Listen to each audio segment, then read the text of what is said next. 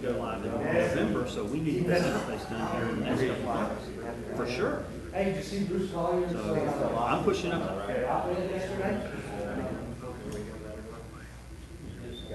Okay, because I'm obviously this I'm pushing this up to the sheriff and saying, hey, so you know.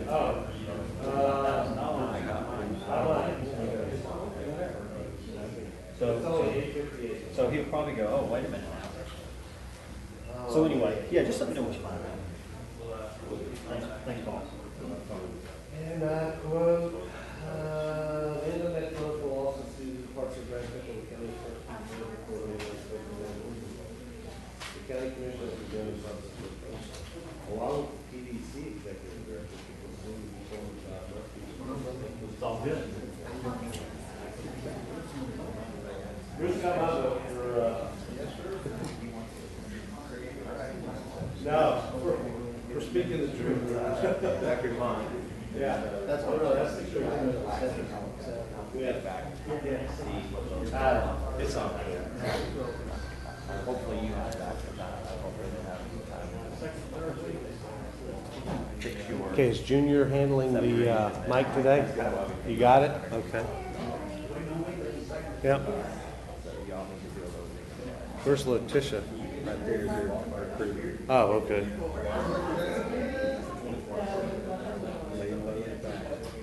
Okay.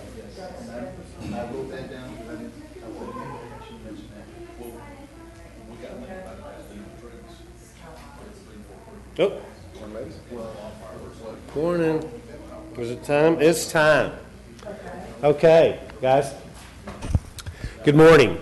Am I on? I don't think I'm on. Yesterday it was like, okay. Yeah, maybe I'm on. I'm Jim Bagby. I'm the Executive Director of Visit South Walton, and I want to thank y'all for coming by. The other Tuesday afternoon, we were standing room only, so today you have a little space. Has everybody signed in? Because once we go around and do introductions, we'll pull in the sign-in sheets, and that's who's signed in. So make sure each of the businesses has signed in. The couple of administrative things, make sure your cell phones are off or on vibrate so we don't interrupt the flow. We are recording this meeting. It'll be on the county website. Actually, it'll be on the county's TDC website, which is the county's website. The one from Tuesday is also on there. I think that one's under the BCC. We'll ask that you hold your questions to the end. When we have the question and answer session, Junior, right here, okay, has a microphone. You have to raise your hand and wait till the microphone comes to you, because that way we can get you recorded onto the tape going on. Okay? And I want to thank y'all for taking time. I know everybody's getting ready for the season. Season's rapidly upon us. What we're going to do real quick is we're going to go around the room. Just stand up, identify yourself and the business that you're associated with. And so we're going to start right here. My name is Garrett Tate, and I'm with Miramar Beach Service.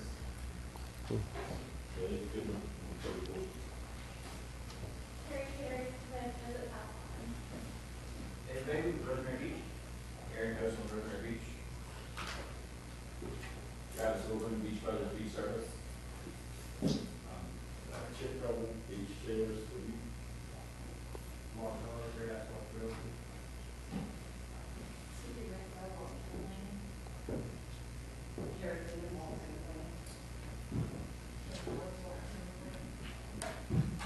Ronald Booker, Senate Technology Associated.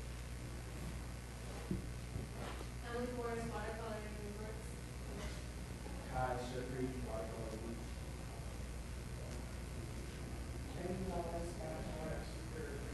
Stephen Donapart, Health Research. Sean Berkeley Beach. Caleb Champagne, Civil War Radio.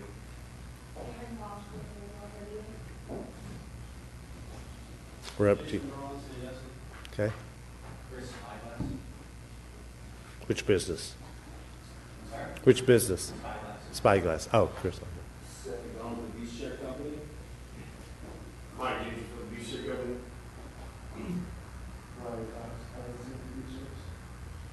Okay. And we had two come in, Suzanne and Don. Going to just okay. And our last one, before we get started, as soon as he gets signed in.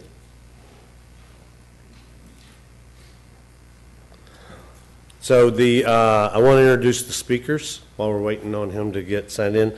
I'm going to be followed by Brian Kellenberger, who is our Director of Beach Operations. And he's going to be followed by Jeff McVeigh, who is our or our lead code enforcement officer. And then we've got, oh, I'm sorry, you're right. John's going to follow you. John Irvin, who's our Director of Communications and Marketing. And then Jeff McVeigh. And then Bobby Stewart from Turtle Watch, wherever Bobby is. Okay. And then we've got, I always want to call him Audie Murphy, but Audie Rowell, Captain from the Sheriff's Department. And then we'll have Chris Lambert and Sammy Sanchez from the South Walton Fire District. And then we'll turn it back over to Brian to wrap up and do the question and answer session. I'll have a couple of comments at the end. So the last couple of people, I don't see where he went. Make sure you identify. Back left. Name and which company? Dylan Beach Services. Okay. And we actually have two, I guess. Ma'am, where are you from? You? Yeah. Okay, stand up paddle. Okay, Brian? Thank you, Jim. Thank you, everybody. Appreciate your time this morning. My name is Brian Kellenberger. I'm Director of Beach Operations, and that puts me in charge of beach code enforcement and beach maintenance. The purpose of our meeting today is to go over how we all expect to participate and play on the beaches this year. We have members from each agency that you will encounter or interact with, and they'll give a short presentation on what they expect and rules and ordinances and all that. So to get started, John Irvin is going to give us a brand overview of Visit South Walton. Yes, thanks. Good morning. And I get what might appear to be sort of the fluffy part of this, but it is brief. If you don't know where you are, you're in South Walton.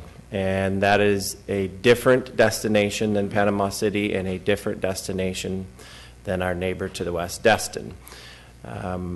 We ask you, who have as much contact with the consumer as we do, in fact, probably more, to help yourselves and help us when communicating where your business is.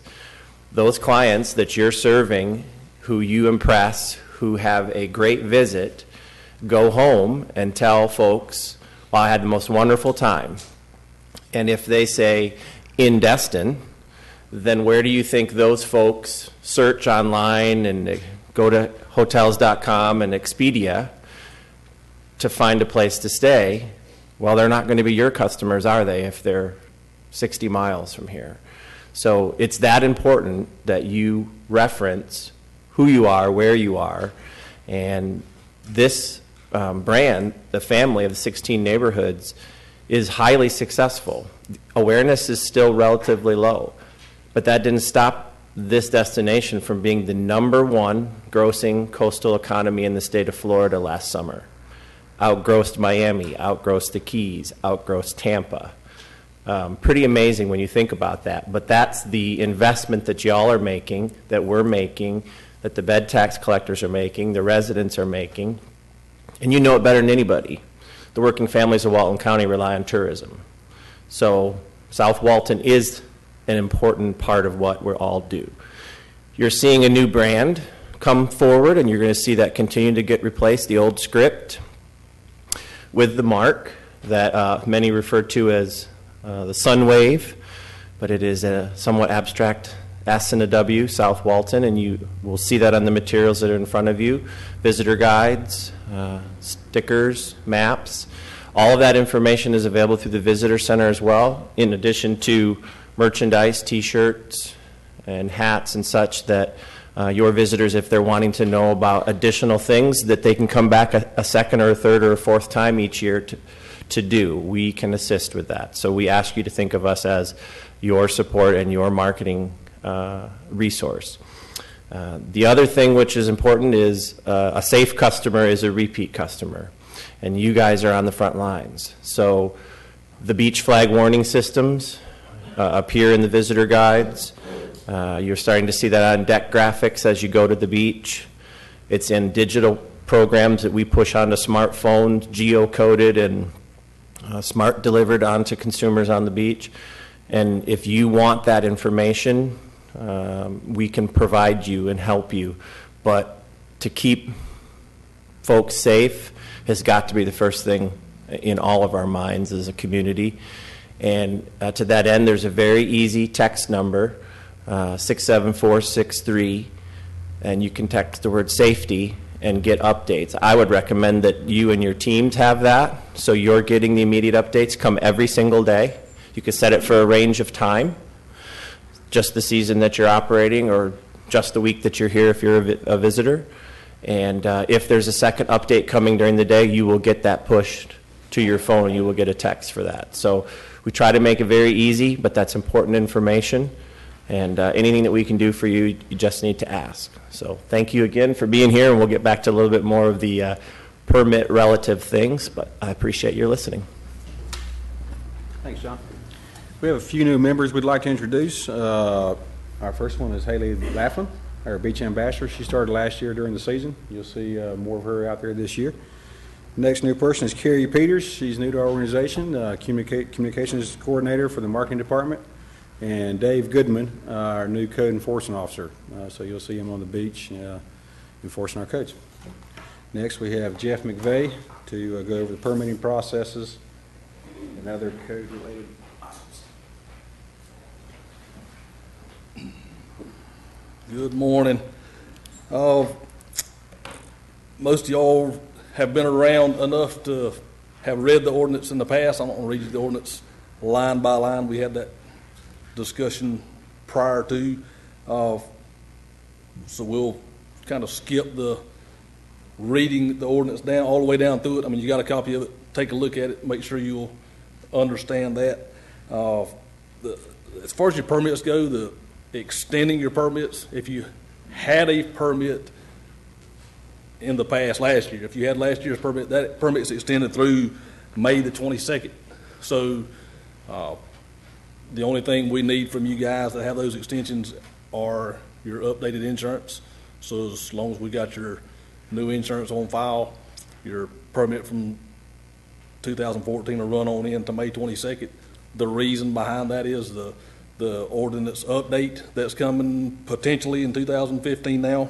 That it won't affect more, as much the site-specific vendors as it will the delivery vendors, but it will give you the option to opt out at that time if you decide that the changes in the ordinances maybe are too invasive or too, I guess invasive is what I'm looking at. That if it's going to affect you to the point that you don't want to continue vending, then you don't have a $500 worth of new permit. You've paid it, now you're choosing to go away and not do business. So it just gives you the ability to go ahead and operate through May the 22nd under your existing permit. And if you choose not to re-update, then you don't have to go through that process. Like I say, we just need to make sure we got your updated insurance, and then we'll be good with that. Applications for 2015, they are available today. There is applications if you decide you want to go ahead and get it, fill it out, and have it in your hand ready to go. If you want to go ahead and get those applications today so you can get everything together, nothing's really changed on that except just an email address or just a few administrative changes to make sure we got good information on you guys. The biggest issue we had last year with permits, getting permits approved, was your site plans. Site plans were a little more in-depth last year because we were having issues determining whose vending area stopped where and who had how many boxes on the beach. The biggest issue with your site plans, make sure when you draw your site plan it's got the dimensions on it, east and west and north and south. And if you've got boxes on it, you draw your boxes and the dimensions of your boxes and where they are at the toe of the dune. Also, if you've got volleyball nets or if you got something that's out on the beach that's not at the toe of the dune, the ordinance reads that if it's approved in your permit, then it's allowed to be there. So if you draw it on your permit, once your permit's approved, then you don't have to take that off the beach each day. It keeps it inside of the approval process with your vending permit. The thing with those are your boxes and your volleyball nets. Anything that you leave on the beach all the time needs to have your permit number on it.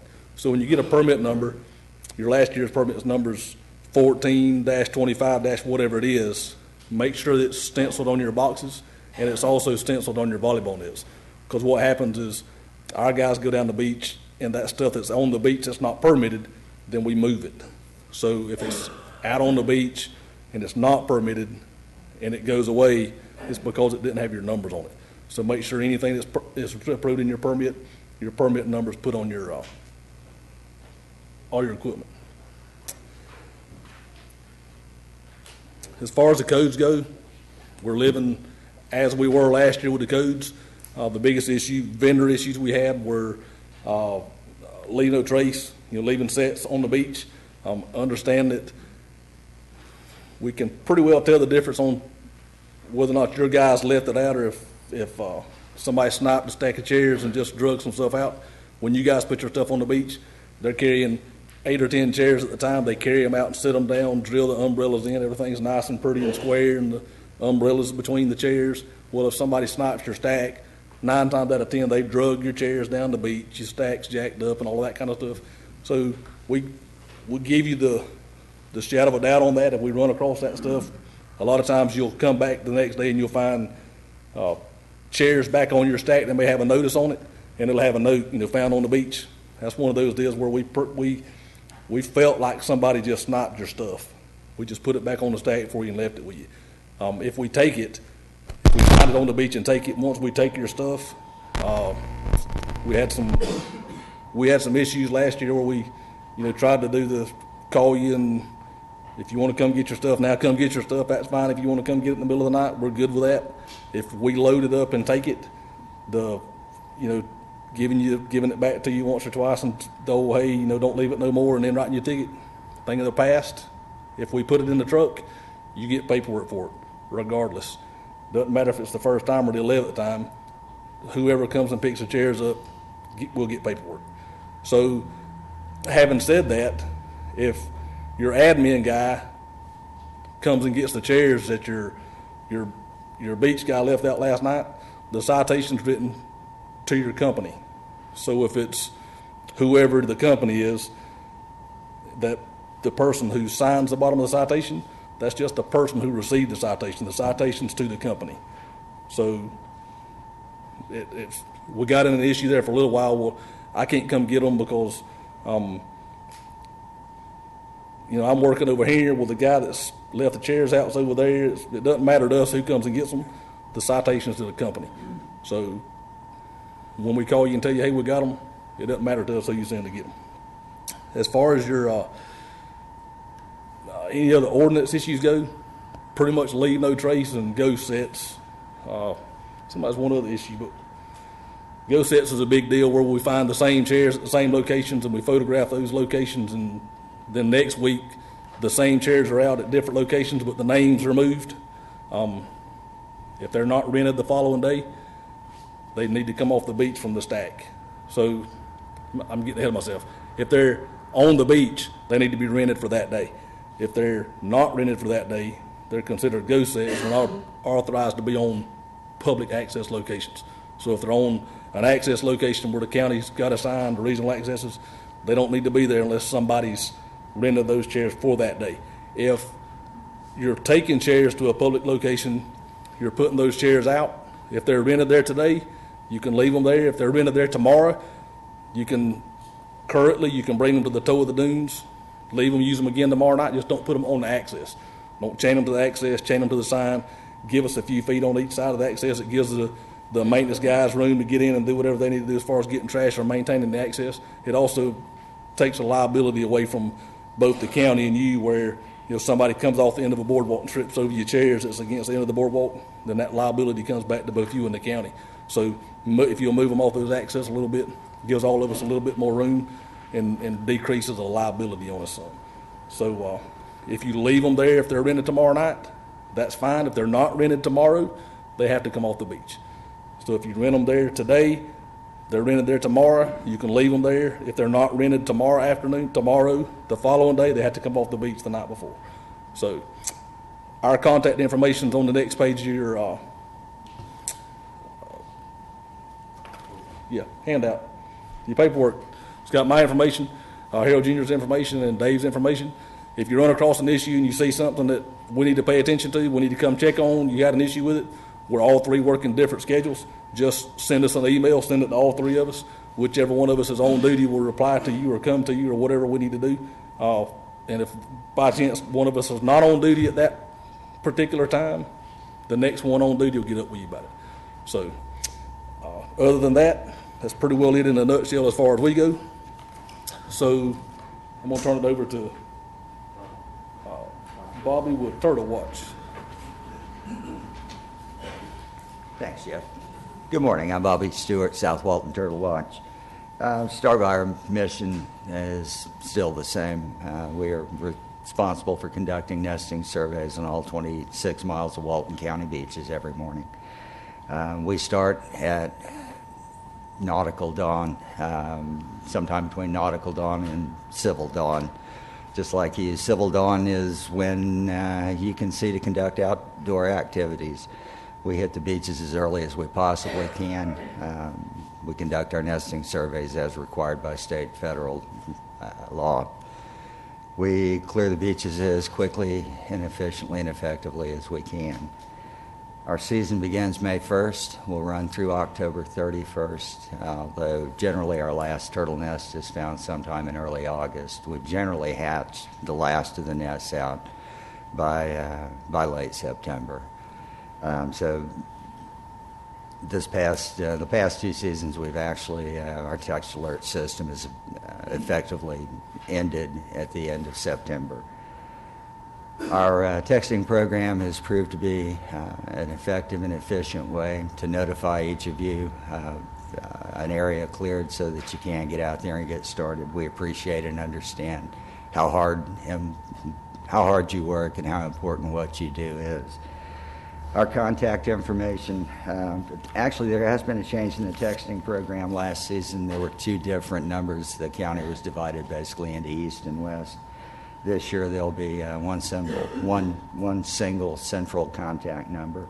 It's all listed with a description of the areas on the page before all of your maps, the map of each of the sections. Contact information, you can contact us at South Walton Turtle Watch. Sharon's number is published, as is mine. I'll make certain that any and all of you have a way to get in touch with us. I have nothing else. Thank you, Bob. Thank you.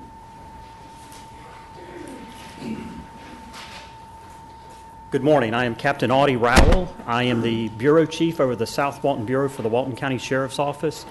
First, I want to thank Jim Bagby and the staff of the TDC as well as our fellow first responders, South Walton Fire, for partnering with us on this. We realize that this is a team effort, but there's actually another very important partner that we at the Sheriff's Office believe is very important to us, and that's you vendors. And the reason the vendors are very important to us is because y'all are probably out there on the beach or around the beach or near the public more than just about anybody else. And you're liable to see something out there. And we ask you that if you see something, please call us, please say something, notify us, step forward if you happen to see something happen between two individuals. We always need a good witness. We always need somebody to tell us exactly what's going on because we may not have been there. Please contact us if you do see something. So thank you. A couple of things that we are having two operational plans this year. Our first operational plan begins February the 28th and will go to about March 28th. We call that our College Spring Break Ops Plan. That's mostly in the Scenic 98 corridor around the Wellstail area.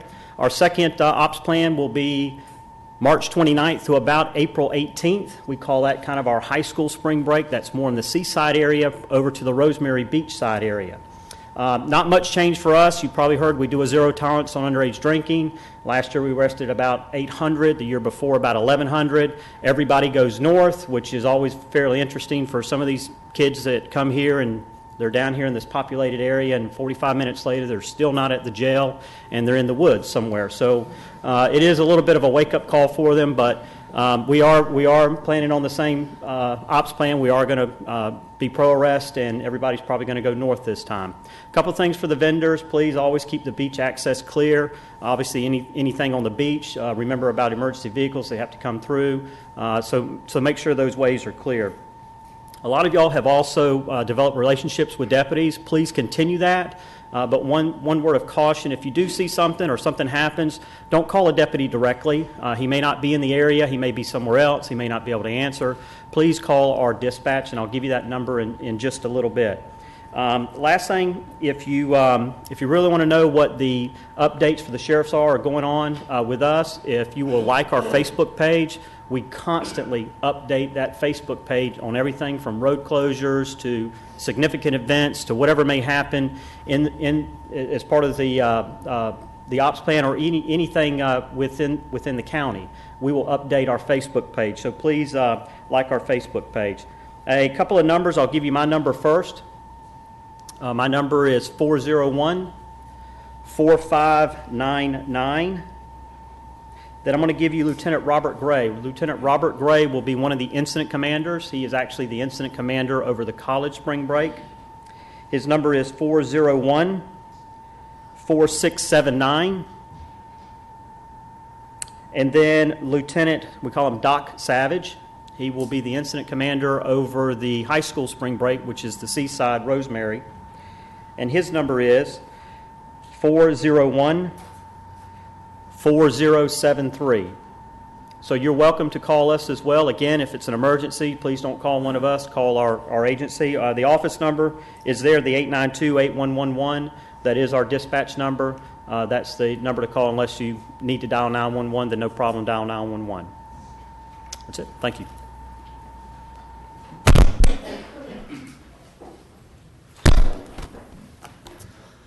Morning, I'm Lifeguard Supervisor Chris Lambert.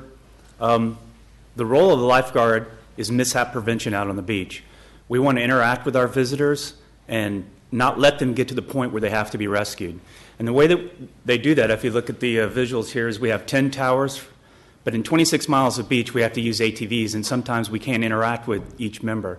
So if you take away one thing today as a vendor, remember that we are part of the 911 system. So your first thing, if you see anybody injured or in trouble in the water, is to dial 911 first. That way it activates us and we can get to the situation.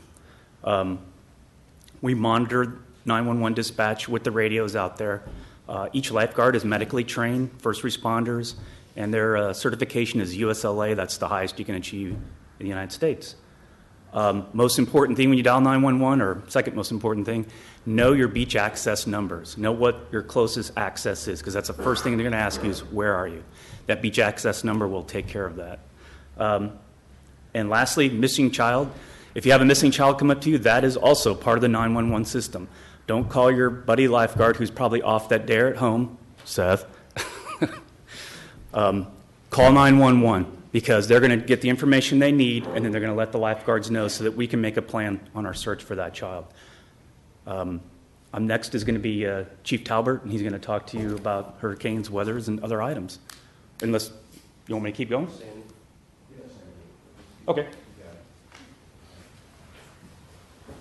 Morning, everyone. Again, with the tall podium. For those of you that don't know me, my name is Sammy Sanchez. I am the Fire Marshal for the South Walton Fire District. And a couple of things we're going to talk about is hurricanes and weather. Obviously, we live in Florida. We know what those are. The significance of this is you don't have a lot of time. You got to heed the warnings. When the county's telling you, get your stuff off the beach, then's the time to get your stuff off the beach, not the day before. Once we close those beaches, the guys in green are going to make sure that you don't get on there. So it's very, very important that you move your things as quick as possible when you're told to. I don't know if Chris, did you cover the double red flag and all that, the difference? Okay. Water closed, double red flag versus beach closed. Yes. On rare occasion, we do close the water completely. That means no one can get on the beach, period. And that is typically during inclement weather such as hurricanes. So you guys have to be aware of that. You can always follow our Facebook and our website. It's swfd.org. We post the beach flag changes every single day. You can also text the word flag to the number 67463, and you will get a beach flag update twice a day, most times. So I'll repeat that number again if you need it. It's text the word flag to 67463, and I promise you will get a current beach flag update every day. A couple of other things that we want to talk about is bonfires. If you go to the next slide. Thank you. Sorry about that. Thank you. Bonfires. One thing I would like for you guys to remember is bonfires are a privilege. They're a privilege here in South Walton. We're probably one of the only counties in the state of Florida that still allows them. And the only way we can continue to have those is with your assistance. For every bad bonfire that's out there, there's a lot of work that's involved to rectify that. And I really need your guys' assistance. If you see an illegal bonfire, please let us know. That's the only way we can control it. Are there going to be illegal bonfires? Absolutely. That's just because people come down here, they're going to see you guys setting up, they're going to think it's okay to do it without getting a permit. Truth of the matter is, those are the ones that we're trying to track down, so we need your eyes out there. If you see an illegal bonfire, we ask that you call our dispatch. They can get in touch with me, and we can try to track that down. I'll give you that number as well. Our dispatch number is 267-0167. That's 267-0167. They're open 24/7. So if you see an illegal bonfire, please give them a call. If you own beachfront property, you can get an annual permit, but you still have to call that in. And that is to protect you. That is to ensure that if the deputies or code enforcement drives by, and no one's on your property with an illegal bonfire. One thing that's of importance, the bonfire requires you to clean it up by 8 in the morning. The way the ordinance reads, it says 24 hours, but we changed that to 8 in the morning. We think that's plenty of time. We think it's important that the bonfire didn't stay out there for a full 24 hours. Those are the calls that I typically get, are the ones in the morning where they have not been picked up. So once they're not picked up, then we got to track down who had it and try to fix that problem. So again, 8 in the morning, they have to be picked up. And then lastly, fireworks. Fireworks are still illegal. They were illegal last year, and they are still illegal this year. Florida Statute 791 has a whole list of fireworks that are illegal. Basically anything that launches, lifts in the air, explodes, goes boom, is considered an illegal firework. Sky lanterns are illegal. I know as vendors, sometimes you'll have wedding parties or you'll have parties out there and they want to launch these sky lanterns. They're considered illegal. If you'll notice that picture, that's actually a fire that was started by the sky lanterns. The problem with sky lanterns is you don't know where they're going to go. They're steered by the wind. There's no guarantee they're going to extinguish when they land. And then who's going to clean up the mess? So Florida Statute 791 considers them illegal, and we also consider them illegal. Are you going to see them on the beach? Probably. Are you going to see illegal fireworks on the beach? Probably. But I'm asking you guys as vendors, if you have customers that want to do this, the answer is no, that they are illegal. I think that is all I've got. Sir, thank you. Thank you, Sandy. Beach operations, beach maintenance. We're the guys that clean the beach every day. Our responsibilities are to collect from the collection stations. We have over 600 of them up and down the beach. We need your help. As part of the ordinance, you're required to clean your immediate beach area. The actual verbiage is 100 feet to each side. But what we'd like is if you have a specific place, clean it up, put it up next to our garbage collection stations, and we'll pick it up for you the next morning or that afternoon if we haven't made it by. Storm preparation, Sammy touched on that. Once again, when the word goes out, we expect you to act quickly to get all your equipment, including boxes, off the beach. So that's all about beach operations. Jim, is there anything you'd like to add to the end? Thanks, Brian. Just, how many of you, out of curiosity, get the TDC's Weekly Connections newsletter? Any? Okay, a few of you? All right. That is probably one of the best sources of information for what's going on a weekly basis. And all you have to do is go to www.visitsouthwalton.org, and you can sign up for the connections. And it gets delivered to you usually every Thursday, and that'll tell you about meetings that are going on and things like that. One of the things we are doing this year is we have partnered with Visit Florida to do a test bed for a certified tourism ambassador training. It's an online training, and we're going to make that available to all our partners, to include beach vendors or stand-up paddleboard vendors or restaurants or bed tax collectors or whoever, because one of the challenges we had last year is we noticed a shortcoming in customer service in some of our areas. And so this is really customer service training. And it's very important. We'll open it up to HOAs or condo associations or whatever, because really the lifeblood of South Walton is tourism. And we are all ambassadors. We are all stewards for this area. And it's critical that we all understand we've been given a gift, and we need to perpetuate that gift. And to do that, we want people to come have a great experience, and we want them to come back. To John's point, we don't want them going back to Dallas and saying they had a great time in Destin when they were in South Walton. I got an email yesterday from my neighbor in Okaloosa County who warned me that a lady had a bad experience. I said, well, I'm just telling her she's staying in Destin, but she was actually staying over here, but she thought she was in Destin. So that's one of the ways it works in the reverse. If you want to get access to that online training, then you need to email training@visitsouthwalton.com, and Christina will get you signed up and get you the password, and you can it's free. You can put all your folks through the training, whether they be housekeepers or security guards or pool folks or maintenance folks, because everybody is an ambassador for this destination. And so they're every position. I'd love to see every single person in South Walton certified as a tourism ambassador. There is a meeting in this room on March 10th at 3 p.m. where the Board of County Commissioners is going to have a workshop to discuss proposed changes to the beach activities ordinance. I think most of you are aware that that's kind of been percolating up. I don't know what they're going to do.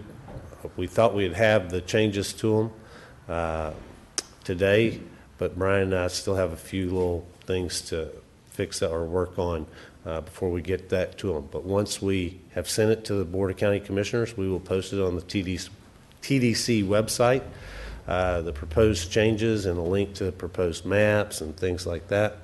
So just, if you can, go to the TDC website, visit southwalton.org, and we will have it posted there as soon as it's done. And finally, I just want to clarify something Jeff said. I think he was talking about the leave no trace violations, about if you come get it, then you're going to get paperwork or whatever. The Leave No Trace program is going to go back to the original way it was set up. That's the plan anyway for this year, so that it's not the tag system didn't work. Too much stuff, and we've got pictures. I've got more pictures than I can count of stuff on beach, and people either stealing your stuff or leaving their stuff down there where they were sitting up drinking around a bonfire at midnight or whatever they were doing. And it's again, we're stewards of this beach, and it's not a good picture. So I think that's what he was talking about. He wasn't talking about the other violations. There's still a warning on the code violations that he was talking about. And I think that's all I have. I'll turn it over to Brian, and we'll do a little Q&A. Remember, please raise your hand and wait until Junior brings you the microphone. Thanks. I missed. On your application, the acknowledgement form, or I'm sorry, the vendor checklist, when you do your application, the two issues that we had the most with last year in getting your vendor permits approved was your site plans. So make sure you draw those site plan dimensions I talked about earlier. The other issue was your consent form from the upland property owner. So if you don't have the written permission from the upland property owner, that'll get your permit sent back to you. It just delays you getting your permit. So that's the two things. I just want to make sure I mentioned that other item that I left out earlier. But your checklist, pretty self-explanatory. If you have any questions on that, you can contact either the crew at the planning department or one of the three of us, and we'll help you do that. So, all right, sorry about that. Before we go into Q&A, got a few things I want to go back over. The permitting process. 2014 vendor permits have been extended to May 22nd. We highly encourage the people that have specific place permits to go ahead and apply for their 2015, because the minor revisions that have been recommended for the ordinance don't really affect people that have specific place permits. The people that do decide to wait until May 22nd, we still need your insurance certificates. They should be on automated process from your insurance provider, that they automatically go to the certificate holders when they come up for renewal or recertification. So that's it on the vendor permits. Questions concerning beach vending?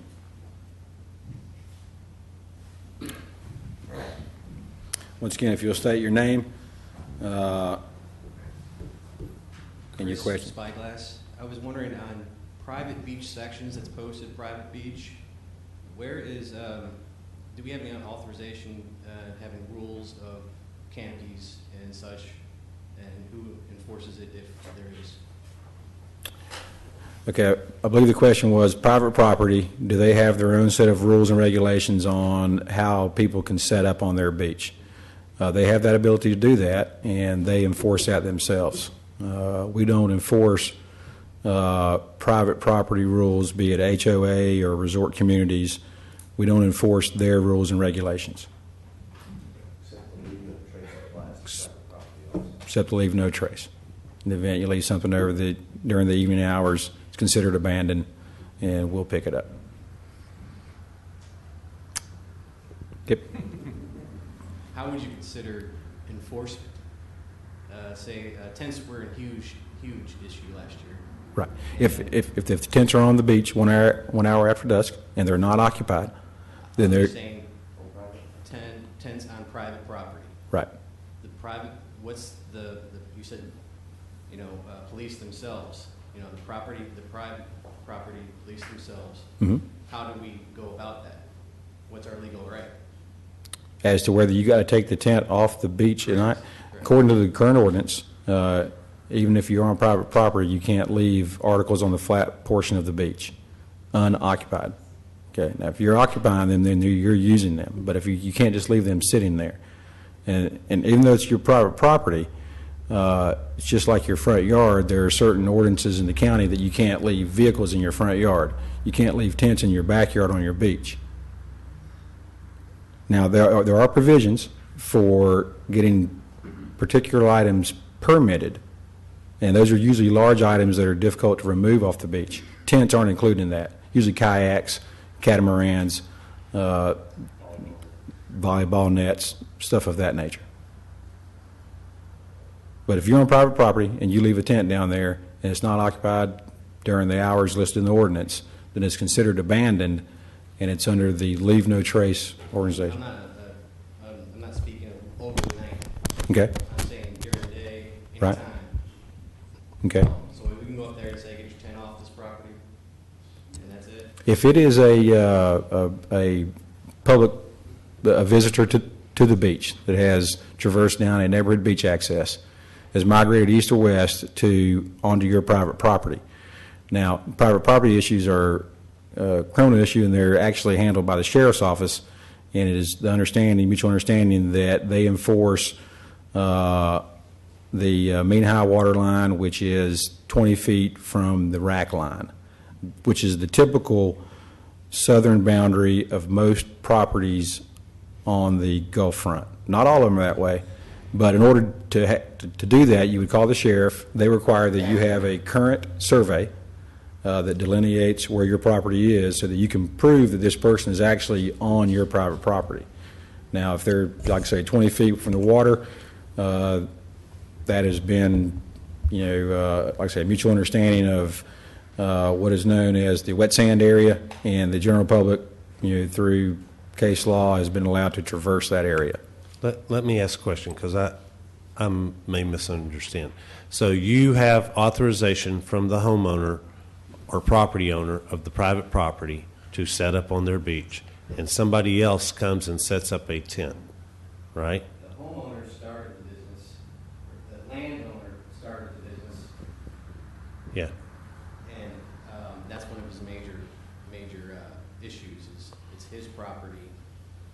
He wants to do what he wants with it, and he's sick of people coming down with tents. He almost got sued last year for an issue of tents flying down. So if tents becoming an issue, then he wants them off his property. So if they do fly on his property, he's not responsible. He's not required to allow tents on his private property. I guess that's where I'm missing the connection. So if somebody puts up a tent, whether it's me or you or anybody else, and he owns the property, he can come down and say, please remove your tent from my property. And if I don't, he can call the sheriff, and the sheriff will probably nicely ask me to remove my tent from the private property. Now, that's anywhere on the property, or the 20 feet you're just talking about? No, the public beach, he could set up the tent, and that's the problem. Are you on the western end of the county where there's an ECL, or where are you? Eastern end. Eastern end? Outlet. No. Then if they're in the public section, then they probably could set it up. The problem is I still think the sheriff comes down and tries to mitigate that. Okay. But then you get into where's the mean high water line, and I'm not that person. And the TDC code enforcement guys are not And that believe it or person. not, I'm not that person either that can tell you where the mean high water line is. It is such a gray area. It is very difficult for us. And my understanding is unless you have something from DEP, a specific type of survey, it is very difficult for us. And certainly the state attorney has already said they will not prosecute anybody below the mean high water line emphatically, so we won't be doing that. We won't be arresting people standing in wet sand. It's not going to happen. So it's a difficult situation. But if somebody has, it's just like any other piece of property. Certainly if nobody's there and they can set a tent up and leave, you can remove the tent if you feel like it's on your property. But then you get into the gray area. Was it on your property? Wasn't on your property? So it's a tough, it really is very difficult. Next question.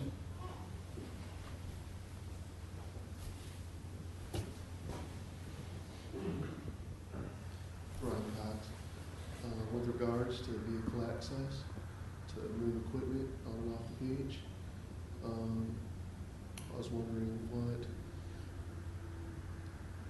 if there's going to be leniency as far as once the season begins. I know in the past you can call the county office and ask for a day to move equipment around. Is that still going to be the case, or? Jeff, you want to answer this question? Yeah, you get, when you get your permit, look at the tide cycle, look at the lake outfalls, whatever will affect you.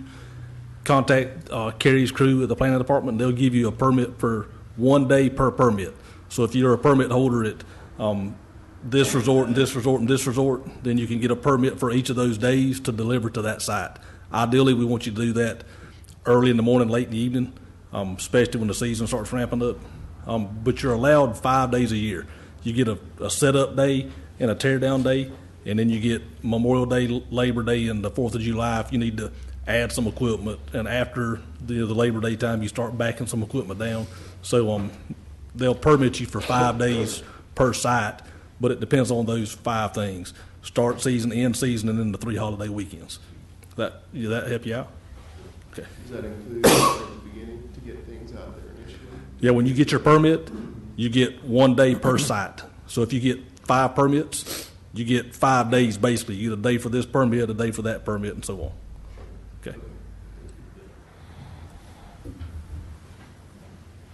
Next question.